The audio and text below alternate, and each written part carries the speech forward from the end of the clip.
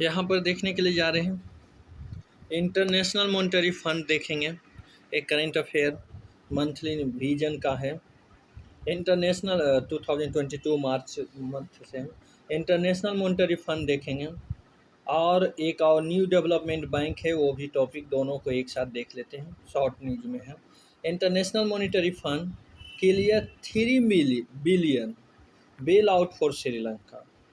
और क्या है, IMF bail out usually comprises a financial package और structure reform package to be implemented by the borrowing country, specifically डेप्ट condition.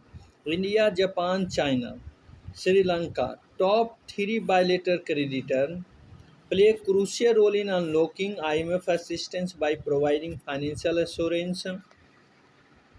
और क्या कर रहा है सेकेंड में नेक्स्ट कर रहा है, bail out is provided under IMF's extended fund facility, extended when a countries face serious medium-term balance of payment problem because of a structural weakness that require time.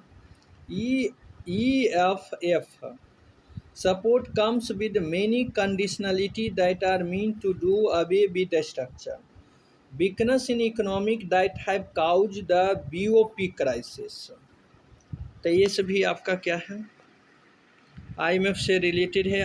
Other है, जो other important lending facility of IMF है, तो पहला है यहाँ पर stand by arrangement for country external financial need and to support the adjustment policy with the short term financing. Next है flexible credit line, ये क्या है, for crisis prevention and crisis mitigation lending for a country with a very strong policy framework. आगे क्या, stand by credit facility to provide financial assistance to low income country with short term BOP needs.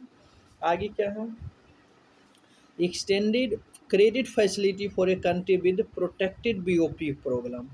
आगे क्या है, precautionary and liquidity lines for country with the sound economic fundamental but with the some remaining vulnerability that prove from them from the using FCL।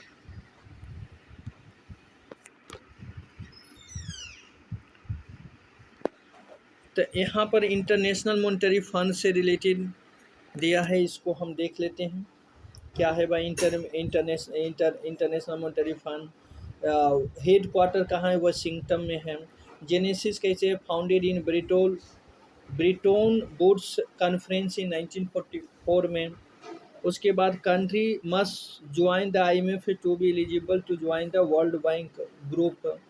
और क्या, role of IMF has 3 critical mission, furthering international monetary cooperation, encouraging the expansion of trade and economic growth, discouraging policy that would harm prosperity. Connection, it cooperate closely with the other group including G20, support G20 effort to sustain international economic cooperation through its mutual assessment process। उसके बाद cap report है, world economic outlook and global financial stability report, ये दो को इसी के द्वारा release किया जाता है, रिपोर्ट लॉन्च किया करते हैं। अब क्या देखेंगे, अब देखेंगे आपका new development bank. New development bank क्या है, यहाँ का board of governor of new development bank anonymously elected former Brazilian president as this new president। New development bank का हेड क्वार्टर कहाँ है भाई, इसका हेड क्वार्टर संगई चाइना में है। Genesis, it was establish by BRICS as per the agreement sign during the 6th BRICS summit in Fortaleza in 2014 and bank started operation in 2015। उसके बाद objective क्या है, इसका ऑब्जेक्टिव है to mobilise the resource for infrastructure and sustainable development project in emerging market and developing country, ये इसका objective है।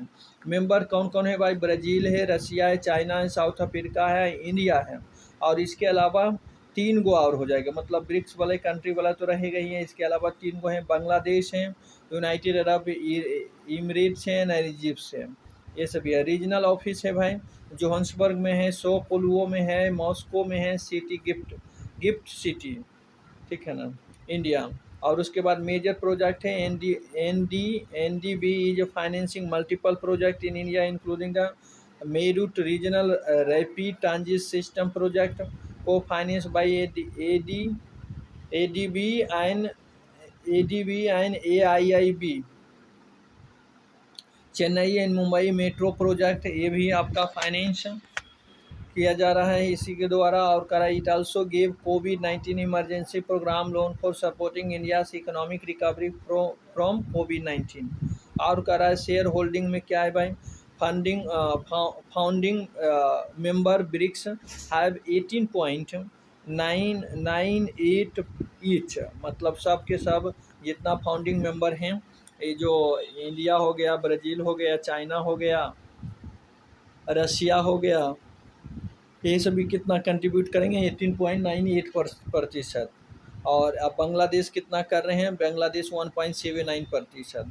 And Egypt कितना कर रहा है, 2.27। एंड यूएई कितना कर रहा है, 1.06%। सो इतना यहाँ पर आपको दिया हुआ है।